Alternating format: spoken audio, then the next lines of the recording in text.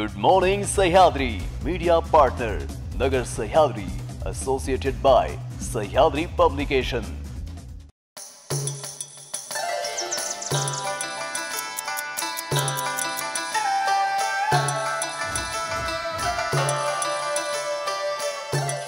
प्रेक्षक हो नमस्कार, मी कोमल न्यूज 24 सह्याद्री मध्ये आपलं स्वागत। पाहूया देश विदेशासोबत राज्यातील महत्त्वपूर्ण बातम्यांचा आढावा गुड मॉर्निंग सह्याद्री मध्ये। अमेरिका पुन्हा एकदा सरकारी शटडाऊनच्या उंबरठ्यावर उभा आहे। राष्ट्राध्यक्ष डोनाल्ड ट्रम्प यांच्या पक्षाला सिनेटमध्ये तात्पुरता निधीसाठीचं विधेयक मंजूर करण्यासाठी किमान 60 मतांची गरज होती, पण ट्रम्प फक्त 55 मतेच मिळवू शकले। यामुळे त्यांचं विधेयक मंजूर होऊ शकलं नाही। आता यामुळे सरकारकडे आवश्यक निधी कुठून आणायचा यासाठी पर्याय नाही। परिणामी अनेक सरकारी कामांना ब्रेक लागू शकतो। यंदा मान्सूनने दमदार हजेरी लावली असून देशात सरासरीपेक्षा 8% जास्त पाऊस झाल्याचं हवामान खात्यातर्फे आज सांगण्यात आलंय। मान्सूनचा हंगाम संपला असला तरी परतीच्या पावसाला यंदा विलंब होणार असून देशाच्या बहुतांश भागात ऑक्टोबर ते डिसेंबर दरम्यान सरासरीपेक्षा जास्त पाऊस होण्याची शक्यताही हवामान खात्याने वर्तवली आहे। भारतीय हवामान खात्याचे महासंचालक मृत्युंजय महापात्रा यांनी ऑनलाईन पत्रकार परिषदेत याबाबत माहिती दिली आहे। यंदाचा पावसाळा ढगफुटी, भूस्खलन यासारख्या नैसर्गिक संकटांमुळे चर्चेत राहिला असला तरी यावेळचा मान्सून हंगाम अत्यंत यशस्वी ठरल्याचं त्यांनी सांगितलंय। महाराष्ट्राचे उपमुख्यमंत्री अजित पवार यांची महाराष्ट्र खो खो संघटनेच्या अध्यक्षपदी पुन्हा एकदा निवड करण्यात आली आहे। अजित पवार यांनी याआधी 2006 ते 2018 या कालखंडात अध्यक्षपद भूषवून खो खोच्या प्रगतीसाठी उल्लेखनीय कार्य केलं होतं। पुण्यात 21 सप्टेंबर रोजी झालेल्या शासकीय परिषद बैठकीत शिवाय 28 सप्टेंबर रोजी शिवछत्रपती क्रीडा संकुल बालेवाडी इथं पार पडलेल्या वार्षिक सर्वसाधारण सभेत ही निवड प्रक्रिया पार पडली आहे। यावेळी अध्यक्षस्थानी संघटनेच्या उपाध्यक्षा अश्विनी पाटील उपस्थित होत्या। आशियाई करंडकाला गवसणी घातल्यानंतर 2 दिवसांच्या आत भारतीय संघातील क्रिकेटपटूंनी सरावाला सुरुवात केली आहे। भारत वेस्ट इंडिज यांच्यामध्ये 2 ऑक्टोबर पासून 2 कसोटी सामन्यांच्या मालिकेला सुरुवात होणार असून त्याआधी भारतीय खेळाडूंनी सरावाला प्राधान्य दिले। जसप्रीत बुमराह, कुलदीप यादव आणि अक्षर पटेल या खेळाडूंनी विश्रांती घेतली आहे। आशियाई करंडकाचा अंतिम सामना आणि वेस्ट इंडिज विरुद्ध कसोटी मालिका यामध्ये कमी दिवसांचा फरक आहे, त्यामुळे भारतीय संघ व्यवस्थापनाला खेळाडूंच्या तंदुरुस्तीचा विचार करावा लागणार आहे।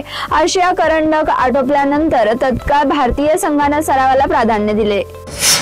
तामिळनाडूची राजधानी चेन्नई येथील एक महत्त्वाची बातमी समोर आली आहे। मंगळवारी उत्तर चेन्नई औष्णिक वीज केंद्राच्या बांधकाम ठिकाणी एक मोठी दुर्घटना घडली आहे। मिळालेल्या वृत्तानुसार बांधकाम सुरू असताना एक कमान कोसळल्याने 9 कामगारांचा मृत्यू झालाय। या अपघातात 5 कामगार गंभीर जखमी झाल्याचं वृत्त आहे। औष्णिक वीज केंद्रात बांधकाम सुरू असताना एक कमान सुमारे 30 फूट उंचीवरून कोसळली आणि त्यात अनेक कामगार अडकले।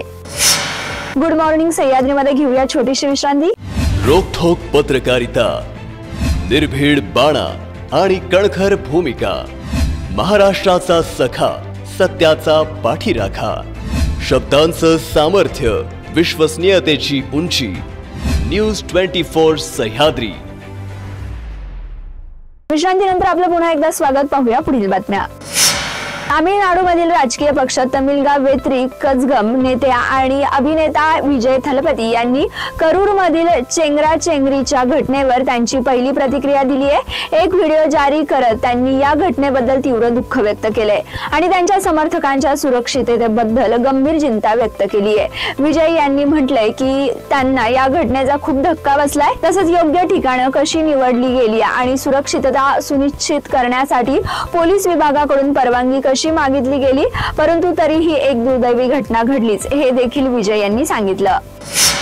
म्हाडाच्या कोकण गृहनिर्माण आणि क्षेत्र विकास मंडळातर्फे ठाणे शहर आणि जिल्हा वसई येथील विविध गृहनिर्माण योजनेअंतर्गत उभारण्यात आलेल्या 5354 सदनिका आणि ओरोस कुळगाव बदलापूर येथील 77 भूखंड विक्रीकरिता आयोजित संगणकीय सोडतीसाठी मंडळातर्फे सुधारित वेळापत्रक जाहीर करण्यात आले। या वेळापत्रकानुसारच अनामत रकमेसोबतच प्राप्त पात्र अर्जांची सोडत आता दिनांक 11 ऑक्टोबर 2025 रोजी ठाणे येथील डॉक्टर काशीनाथ घाणेकर नाट्यगृह इथं काढण्यात येणार आहे, अशी माहिती मंडळाच्या मुख्य अधिकारी रेवती गायकर यांनी दिली आहे। विधानसभा निवडणुकीत महायुतीत भरघोस मतं मिळवून देणाऱ्या लाडकी बहीण योजनेतील बोगस लाभार्थी हुडकून काढण्यासाठी गेल्या काही दिवसांपासून युद्ध पातळीवर मोहीम सुरू आहे।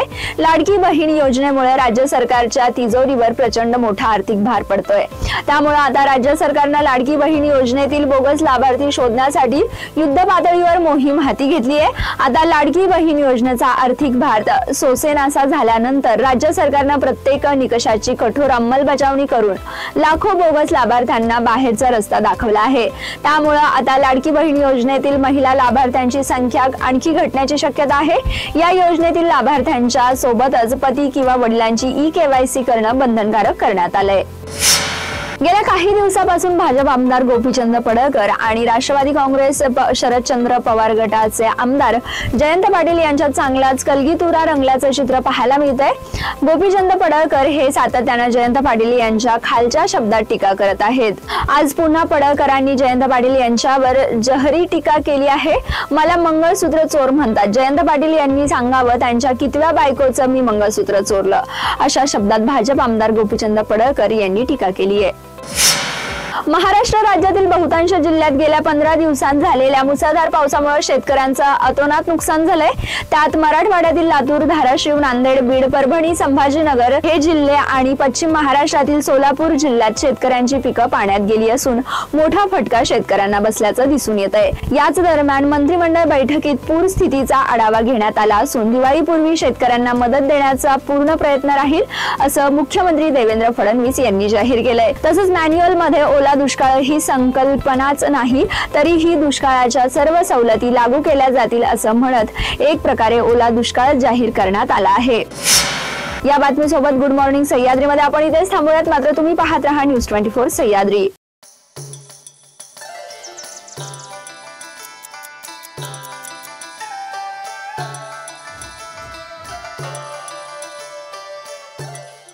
शब्दांचं सामर्थ्य, विश्वसनीयतेची उंची, न्यूज 24 सह्याद्री।